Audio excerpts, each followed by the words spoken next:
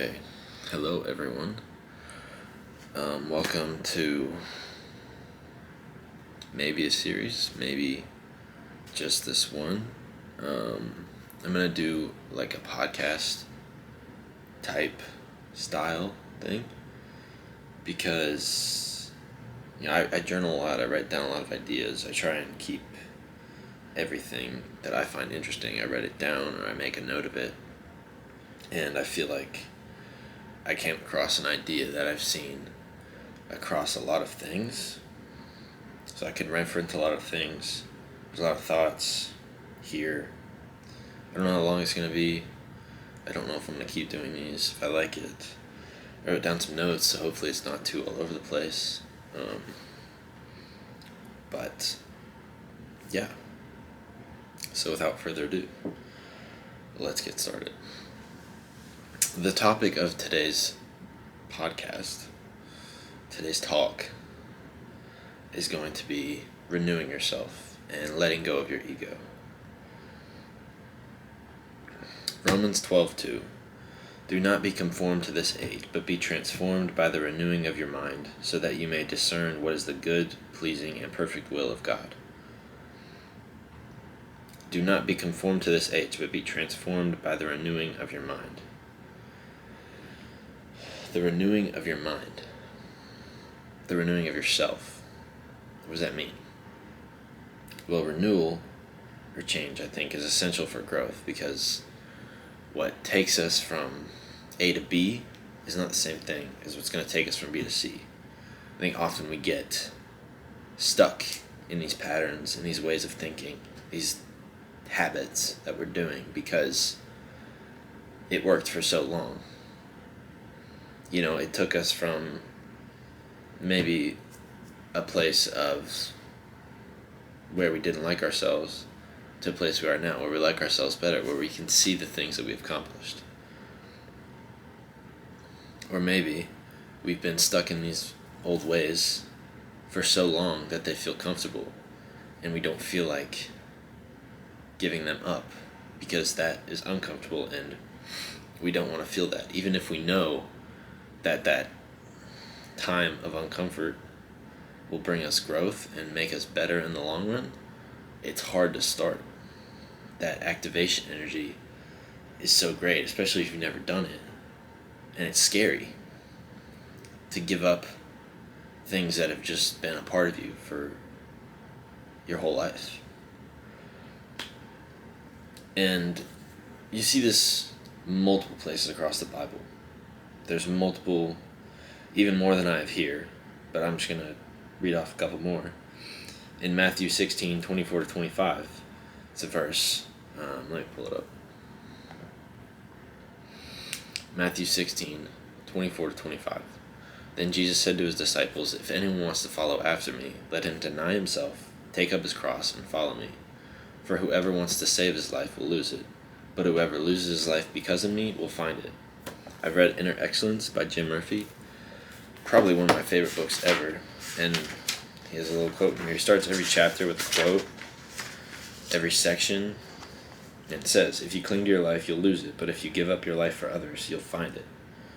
Service. Giving up your life. Now that sounds bad, and it's kind of redundant. We want our life, but we have to lose it to get it. And it sounds kind of backwards because if ultimately your goal is to get it, then you're like, oh, okay, am I losing it just so I can get it? But I think in that process of losing it, how it's said here, I think you'll find you don't even really want it because you know the emptiness that comes with that, and you know the fullness that comes with losing it and helping, serving others, living your life for a greater purpose. Whoever wants to lose his life will find it. 2 Corinthians 4:16-18. Where is it? Therefore we do not give up, even though our outer person is being destroyed, but our inner person is being renewed day by day. For our momentary light affliction is producing for us an absolutely incomparable eternal weight of glory. So we do not focus on what is seen, but on what is unseen. For what is seen is temporary, but what is unseen is eternal. Now that first part, our outer person is being destroyed, our inner is being renewed day by day. In God with faith. If you've come from being maybe not a believer or just kind of like somewhat half a believer, you may have felt this, that when you really try and pour your life into God, you just feel this energy, this fire. You just feel so much better. And it happens every day because your faith isn't something that's stagnant. You're not just like, okay, now I'm a believer. Now I'm a follower of Christ. Now I'm a child of God. It's every day you kind of have to re-up on it. You have to build that relationship with God. And every day, I think, you can get renewed and get that feeling of enthusiasm. And it's harder some days than others. I'm not saying I'm perfect, but I think that's where we can go. Now, a definition I had written down for renew: to be made new, restored, or transformed. Now, this doesn't mean you're not forgetting who you are. You're not becoming something untrue to you. And you're not giving up on a past version of you. I think you're staying true to your morals, you're staying true to your values, but you're giving up things that don't serve you anymore, that don't serve that purpose, that don't serve your relationship with God, that don't serve your purpose in life. You're giving those things up. I think, again, like I've said, people usually stay comfortable because it's what they've known, it's what's been a part of their life forever, and whether that be a relationship, whether that be a career, whether that be friends, whether that be, I don't know, an addiction is probably the biggest example. No matter what it is, giving it up is going to be hard if it's always been in your life.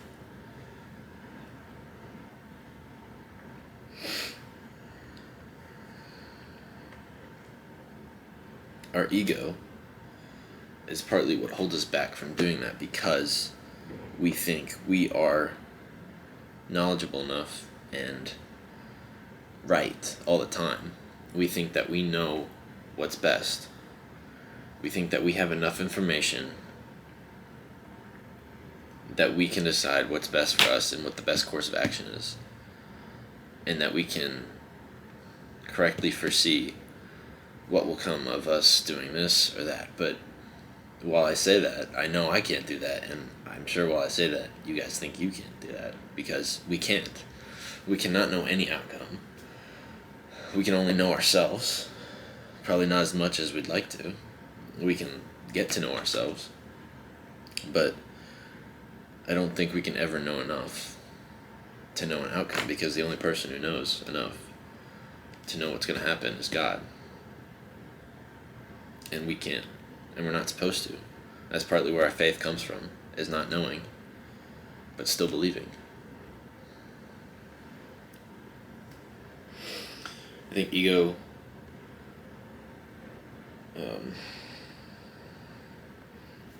where's this? Oh, yeah, I had a passage in here about ego. So, we need to let go of our ego. And that can help us move forward.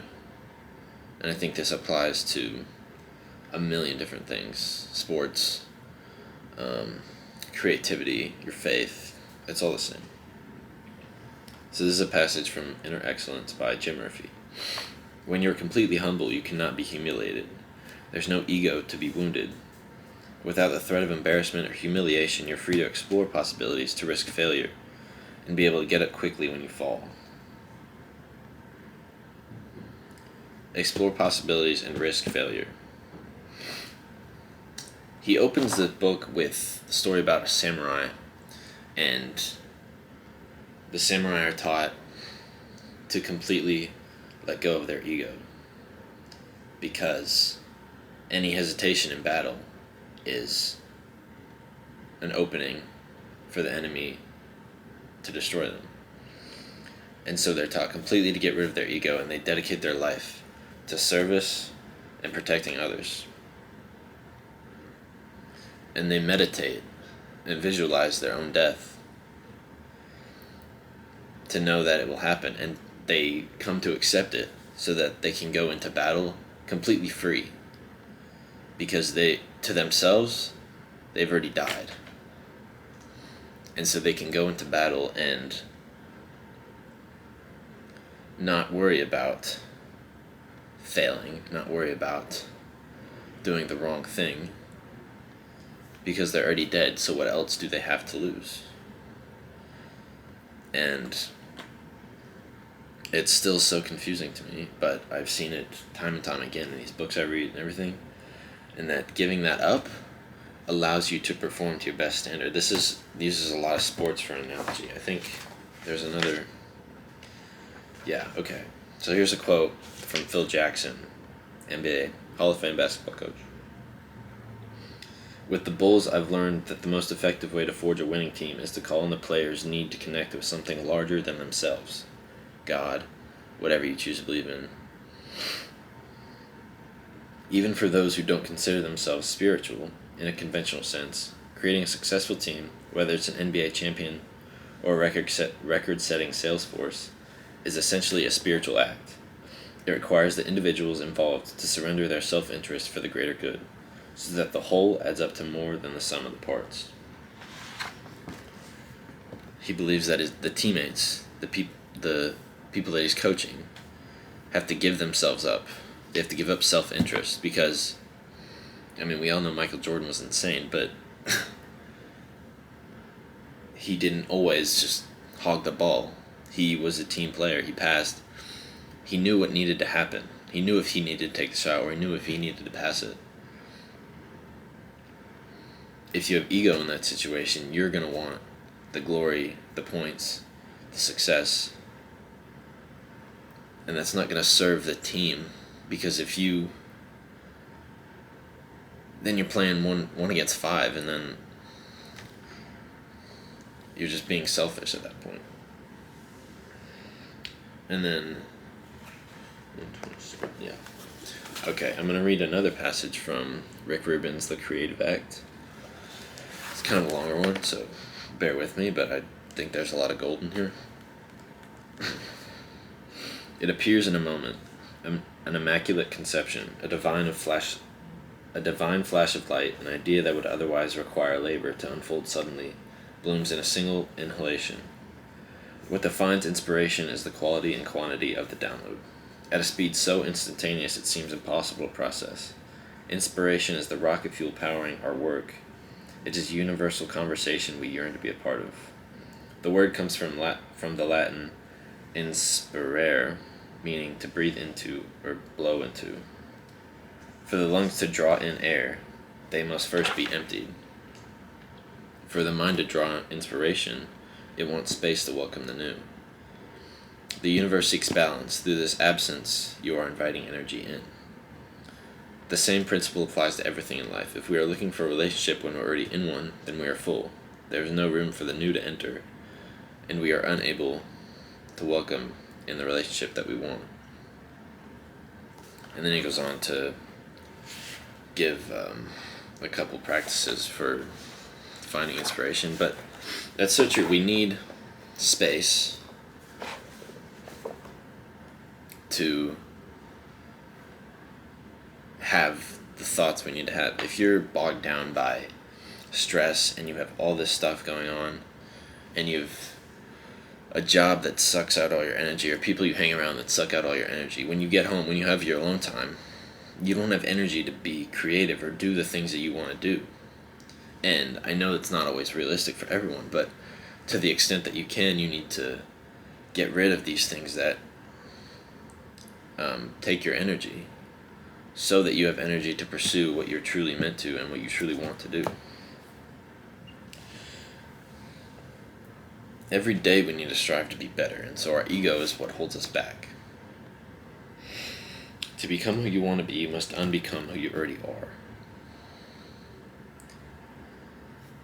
Just like Rick Rubin said, we need space for inspiration to come in. Well, we need to get rid of our past self to make space for our new self. You cannot become someone new with the habits that you already have. You cannot expect a different outcome from the same process. You need a new process for a new outcome. And it's not always this big upheaval of everything you're doing. But little tweaks can go a long way, especially if you've been doing this a while.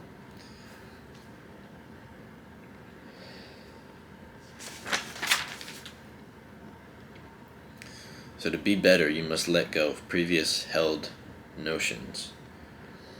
To grow, you must change. Now, I want to throw this through a few different lenses. I think there's multiple. I think I'm going to go through faith, creativity, and sport. But I think with learning, you need humility, obviously. I might be able to talk about it. With learning, you need humility because if you think you already know everything, you're not going to learn anything. It's the same thing Rick Rubin just talked about. You need to get rid of the notion that you know everything and kind of empty yourself to be able to take in new information. There's another one I thought of, but I can't remember. Okay. With faith, we already went over that. Deny yourself, take up your cross, lose your life for God, and there you will find it. In creativity, similar with learning, ego and preconceived notions about what is right stop you from taking risks or trying failure or trying anything new. Because failure, especially in creativity, is where you learn what didn't work, what doesn't feel right, and from there you can readjust, you can course correct, and find what does. And that goes for anything in life. A big principle from the Creative Act was just start, just go, because thinking about it, maybe if you ever get there, it's going to take a million times longer than if you just start and try and fail and try a different way.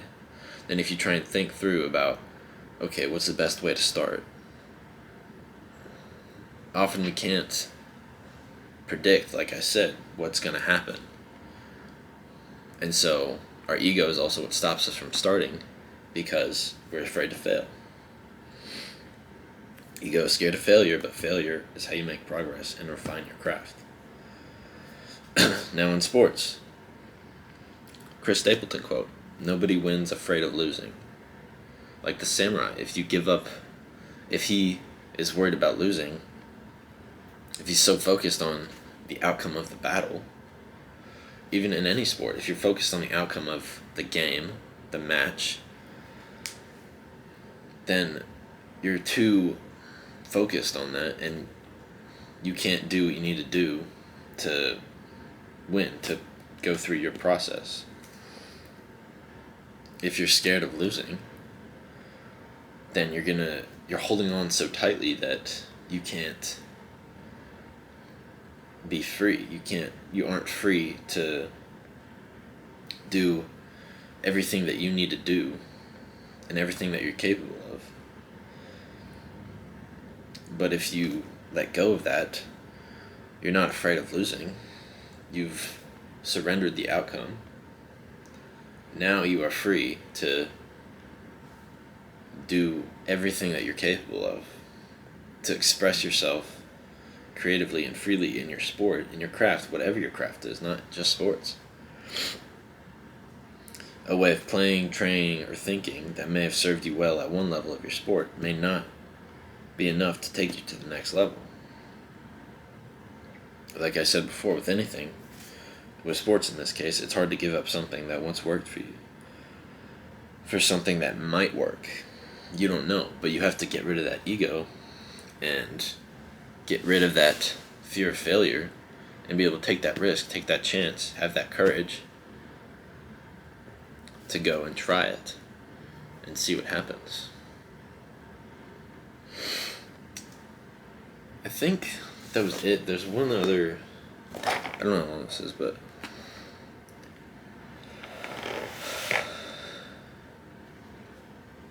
I don't know exactly what he's talking about. Oh, see, all these books say the same thing. I'll read this one first. It's in here. 1 second. There's literally right there. 83, yeah, it's in mine. So, I don't know where to start, but okay. Here. This is a quote by Stanley Jones, who was a close friend of Gandhi. No person is free until he or she is at the center. When we let go there, we are free indeed. When the self is renounced, then one stands utterly disillusioned, free of illusions, apart, asking for nothing. If anything comes to us, it is all sheer gain, then life becomes one constant surprise. If we let go of our ego thinks it knows what's going to happen. Whereas we can't know what's going to happen. So if we let go of our ego, we let go of the need for a certain outcome. We let go of the need to be right and predicting a certain outcome. And we are just watching, kind of observing to see what's going to happen, because all we can control is ourselves and what we do in our process. So we wait and see what's going to happen. Thus, no expectations. Everything that happens is a surprise. Life is one constant surprise. Now, there's this quote from Rick Rubin book. How to cultivate being surprised. One way is through letting go of control. Release all expectations about what the work will be. Approach the process with humility, and the unexpected will visit more often. Many of us are taught to create through sheer will. If we choose surrender, the ideas that want to come through us will not be blocked. If we choose surrender. With your intention set and the destination unknown, you are free to surrender your conscious mind, dive into the raging stream of creative energy, and watch the unexpected appear again and again. You learn to trust yourself in the universe with the universe as a unique channel to a higher wisdom. This is talking about getting rid of any notions of what should happen, of what the work will be, of how it's going to go. Because, alright, I'm going to pull off the dome here. In Matthew McConaughey's book, Green Lights, I actually have it under me, but I'm not going to look at it because I've thought about this so many times.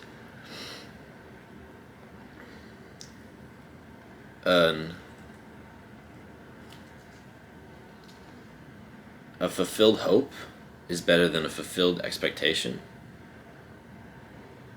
but an unfulfilled expectation feels worse than an unfulfilled hope. So if we have super high expectations of the world around us, then often we'll be let down because we can't control that. And so if it doesn't meet our expectations, we're continuously let down. Whereas for yourselves, I think you should have high expectations of yourself, because that is something that you can control. Maybe not of your performance, always, but of your process, high standards for yourself. Now, fulfilled hope, you can have high hopes for the world. Because if you have low expectations, if your expectations are down here and what happens is up here, well, a fulfilled expectation feels fine, but you expected it. So anything above that that's where that constant surprise comes in, because it's much more than you expected. So letting go of what you think will happen, what the thing will be, whether, again, that's a relationship, a work, that you're working on, a project, your game, your match in a sport, letting go of that, it makes you free. Free to play to the best of your ability, to perform, to create to the best of your ability, and to observe what happens. Now, I think that's it. My challenge for you guys is to take one small step or action this week that challenges your ego. Now, I do something called morning pages, which is from right here, The Artist's Way, but really it was from Sip Drake, the GOAT. That's who I've had this book, but he really pushed me to do them, and I've been doing them for a while now. But essentially, it's just you wake up in the morning and within as soon as you can, get down to a desk and write. Just spit out 3 pages. And this kind of teaches you to let go of that ego, what is called the censor in The Artist's Way, because especially early in the morning, it's kind of hard. Your brain's not even on, really, so you're just kind of spitting. But try to go as fast as you can. Try not to pick up the pencil. Just keep going. And it challenges your ego because you want to write something good. You want to write something that makes sense. Well, it's not always going to make sense. A lot of mine don't make sense, but I keep putting words down. I keep putting letters down, and it makes sense. And I just keep going. And so that's a really good way, I think, to challenge your ego. But do something that risks failure, that challenges yourself, that challenges your preconceived notions. Just question something that you already, maybe something that you've done for a while. Just ask yourself, maybe write it down. Is this still serving me in the way that I need it to? Or would something else serve me better? I don't know, ask yourself. What is something in your work or your craft that your ego is holding back from being done better? Alright, that's it. I don't know how long it was, but thank you guys for listening, if you're still here. And that was my first one, so if I do more of these, hopefully they get less choppy.